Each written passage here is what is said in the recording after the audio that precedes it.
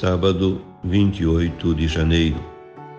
Meu querido irmão, minha querida irmã, estamos entrando na sua vida e muito gostaríamos de entrar no seu coração para aí semear a palavra de Deus, que é sempre a grande orientação para a nossa vida.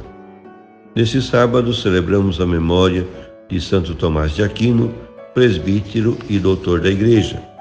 E a liturgia nos apresenta o Evangelho de São Marcos, capítulo 4, versículo de 35 a 41.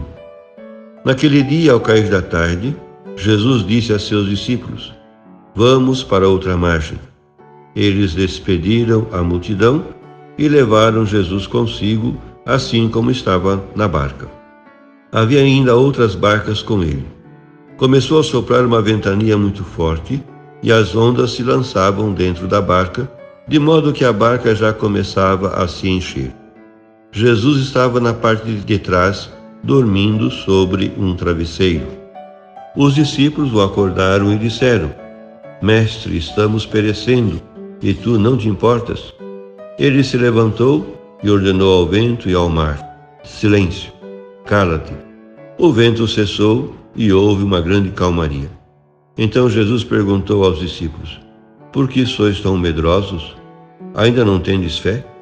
Eles sentiram um grande medo e diziam uns aos outros: "Quem é este, a quem até o vento e o mar obedecem?" Meu querido irmão, minha querida irmã, depois do ensinamento de Jesus sobre o reino de Deus, mediante parábolas, como vimos em dias anteriores, vem agora no relato de Marcos um ciclo de 4 milagres de Cristo. Hoje lemos o primeiro, a tempestade acalmada. O acento dessas narrações milagrosas é marcadamente cristológico. Tais milagres são manifestações do poder divino de Jesus, vencedor das forças do mal, do demônio, da doença e da morte. O evangelista mostra-nos assim a presença do reino atuando na pessoa de Cristo, tanto no seu anúncio missionário como na sua atividade milagrosa. A intenção fundamental que está subjacente no relato da tempestade acalmada é a fé em Jesus por parte dos seus discípulos. Cristo realiza o prodígio para suscitar e confirmar a fé dos seus apóstolos nele, uma fé que deve superar o medo, o desânimo e a desconfiança. "Ainda não tendes fé?" censura-lhes Jesus no final. Jesus dormia no barco enquanto rugiam o vento e o mar, mas mais adormecida estava a fé dos seus discípulos nele. A dúvida e o medo diante do mistério de Cristo acompanharam-nos sempre durante a vida do Senhor, de maneira que uma das expressões mais repetidas do Evangelho na boca de Jesus é: "Não temais." Dir-se-ia que o medo e a dúvida foram os pressupostos prévios para dar o passo jubiloso para a fé e para a alegria da Páscoa.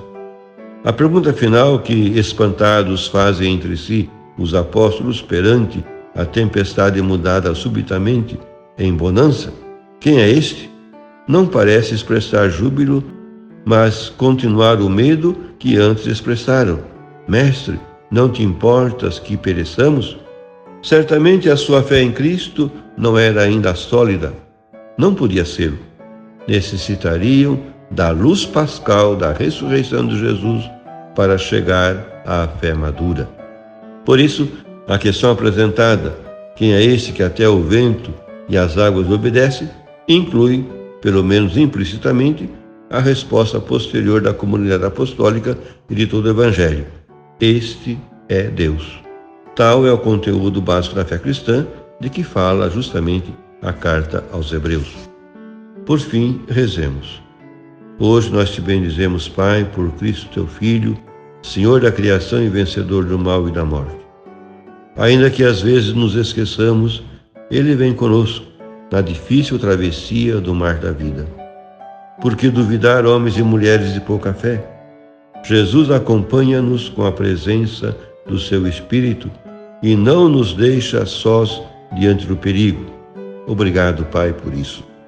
Faz que te descubramos, Deus adormecido e ausente, no meio dos projetos, aspirações e fracassos, cansaços e esperanças, frustrações e anseios dos nossos irmãos, os homens que sofrem e esperam. Amém. E a você, meu querido irmão, minha querida irmã, que me acompanhou neste encontro com a Palavra de Deus, desça sobre ti a bênção de Deus Todo-Poderoso, Pai e Filho e Espírito Santo. Amém.